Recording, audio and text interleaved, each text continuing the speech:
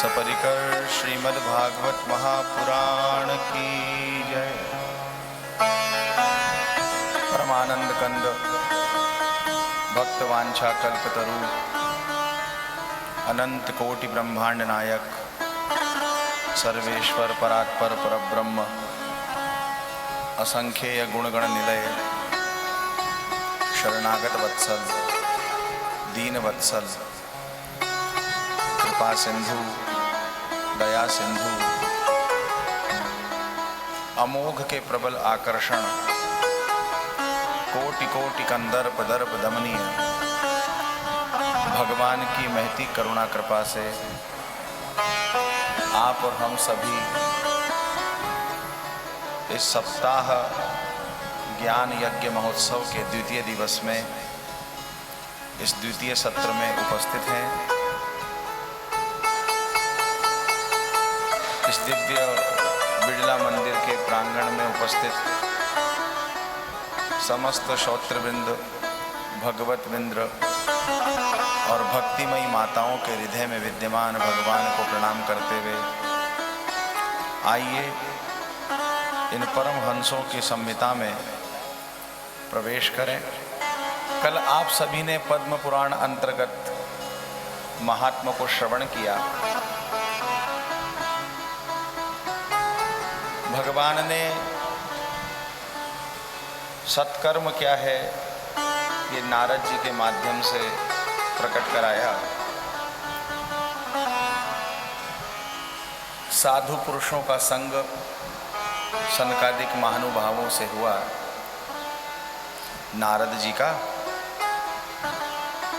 और फिर सनकादिकों ने कथा कही,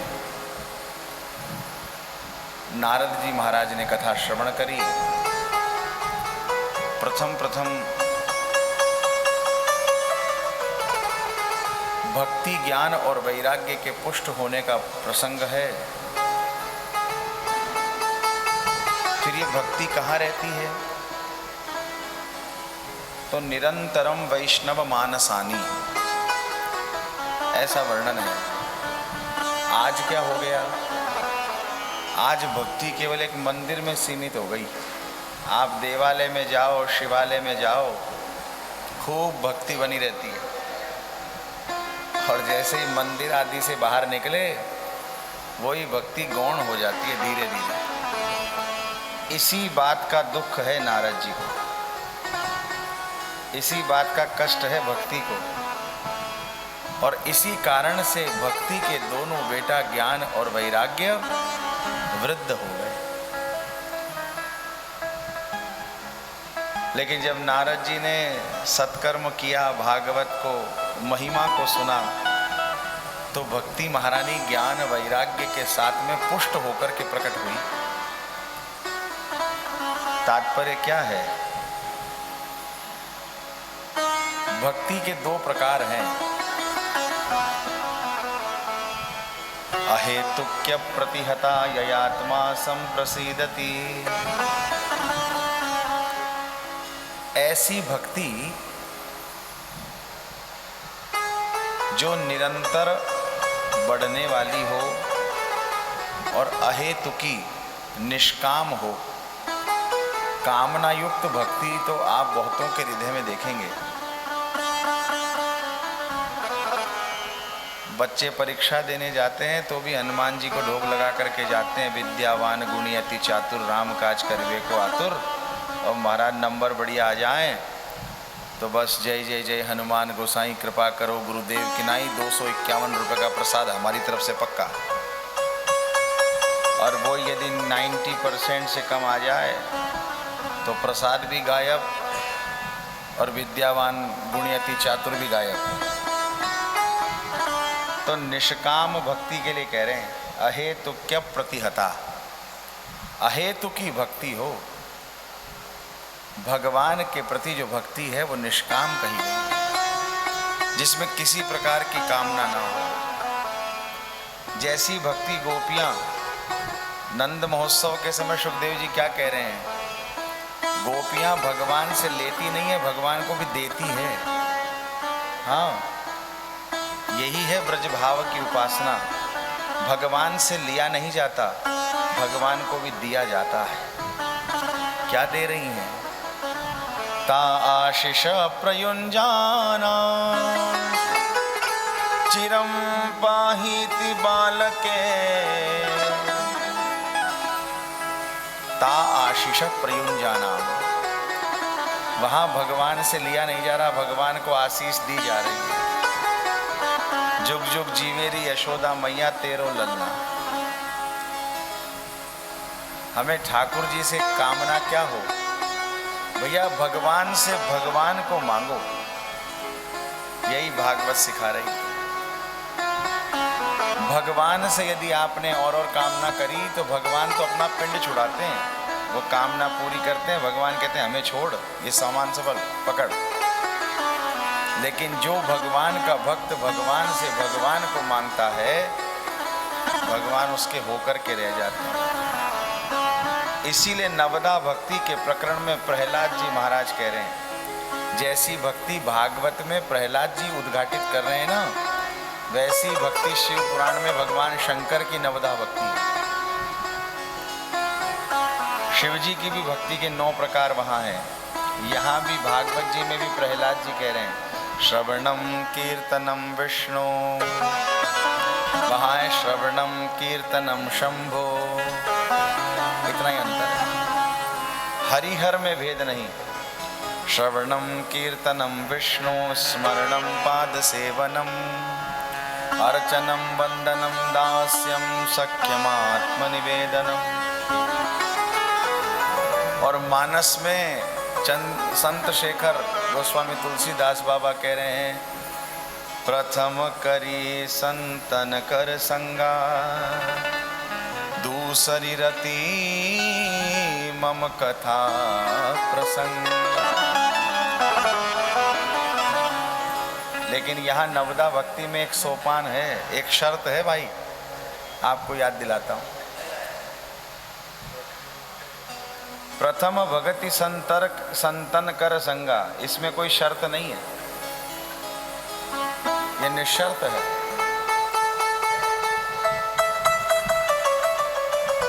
जब बच्चा छोटी क्लास में पढ़ने के लिए जाता है तो किसी प्रकार की शर्त नहीं होती विद्यालय की। LKG UKG में पढ़ेगा, बाल विद्या में पढ़ेगा, बाल घर में पढ़ेगा तो वो कम पढ़े तो भी पास हो जाता है। गुरुजी भी फेल नहीं करते बच्चे को, कम पढ़ने वाला हो तो भी पास कर देते हैं अपने प्रभाव से, शर्त नहीं होती।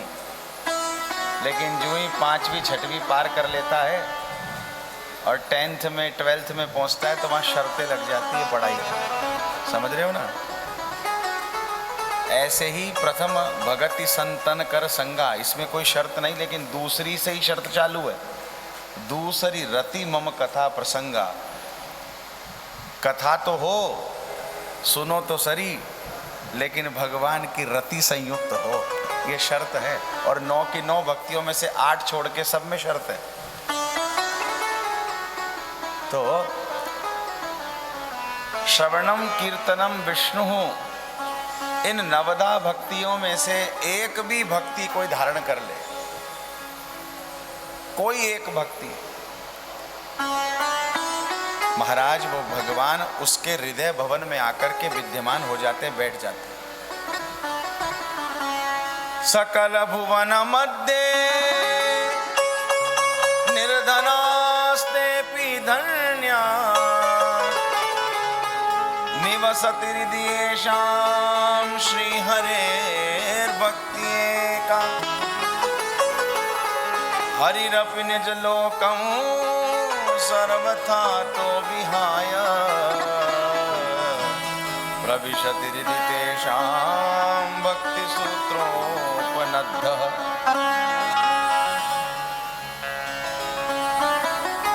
भगवान भक्ति के सूत्र में बंद करके भक्त के हृदय में विद्यमान होते हैं।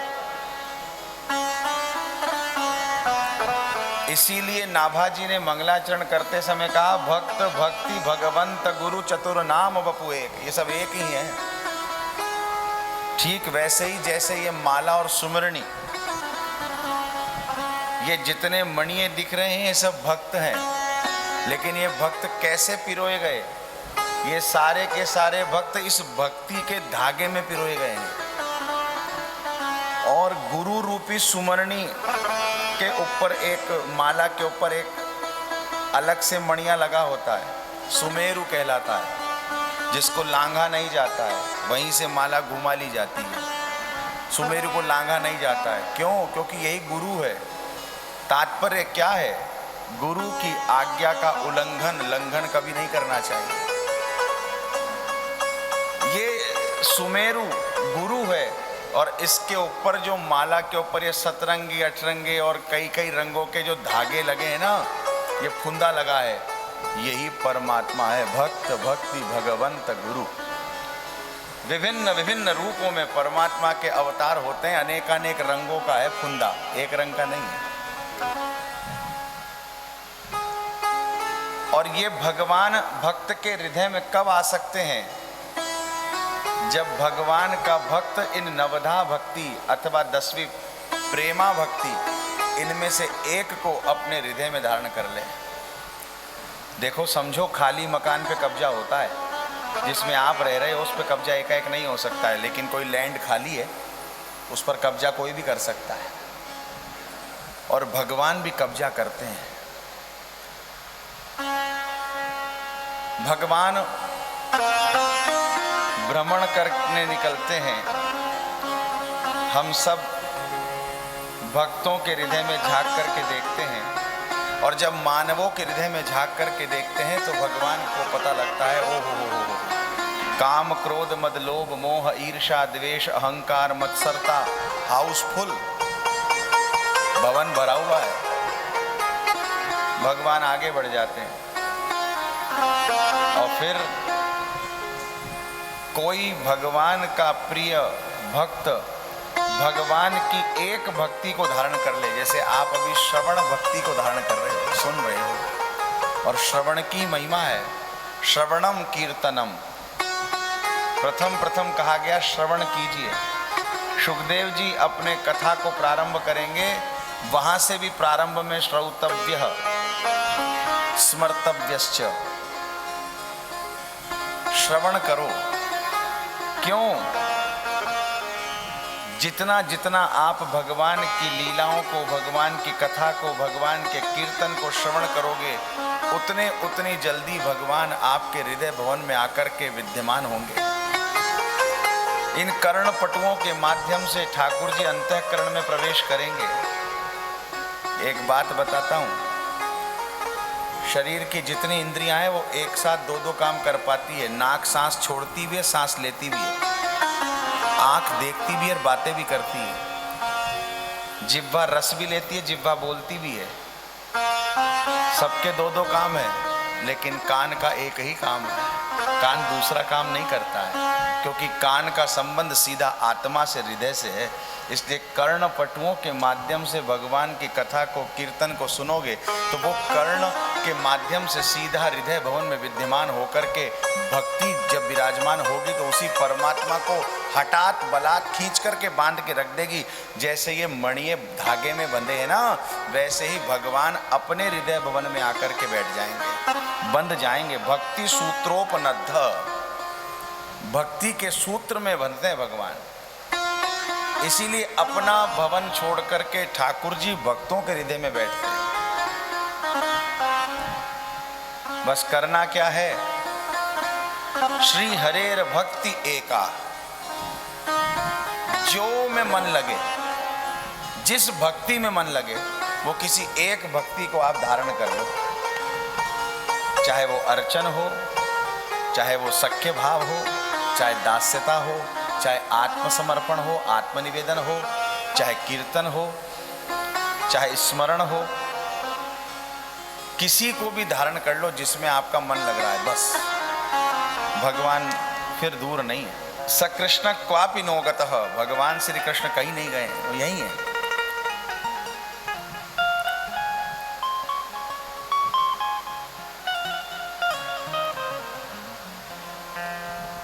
निवसति हृदये शाम श्री हरे भक्ति रेका, तो हरि भी अपना लोक छोड़ करके भक्त के हृदय में आकर बैठते हैं।